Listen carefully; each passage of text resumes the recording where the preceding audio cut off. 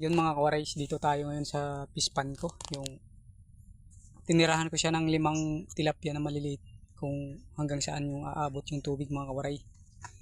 So yan mga kawaray. Tinirahan ko lang to ng 5. Kasi may tubig pa naman, kukunti na lang. Talagang sobrang ano na talaga. Ngayon lang ako nakaranas ng ganitong ano talaga, wala ng tubig yung mga ano. Dati hindi naman ganito mga kawaray.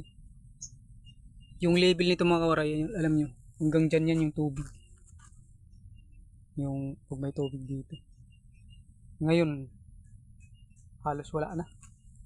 Ito yung loob ng pispan ko. Dito ako naghuhukay. Dito.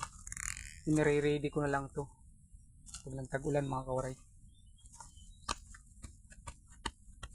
Ito ginawa kong akyatan pataas. Dito.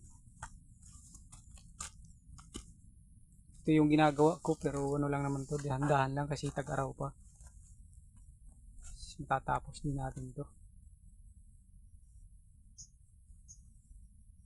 Ito yung ano dito yung loob. Sobrang lalim na to mga kawaray. Talagang walang-wala na talagang tubig. Kasi dito, bato na to yung ilalim mga kawaray. Yan. So pag nagtag-ulan ulit, hindi na siya ganong maano yung tubig. Hindi siya aapaw na kasi sobrang taas na nito. Talagang halos level na dito sa kabila.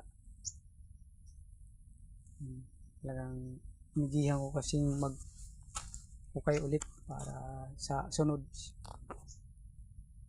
Ano na tayo, kailangan marami na dito yung inano natin pag nagtagulan.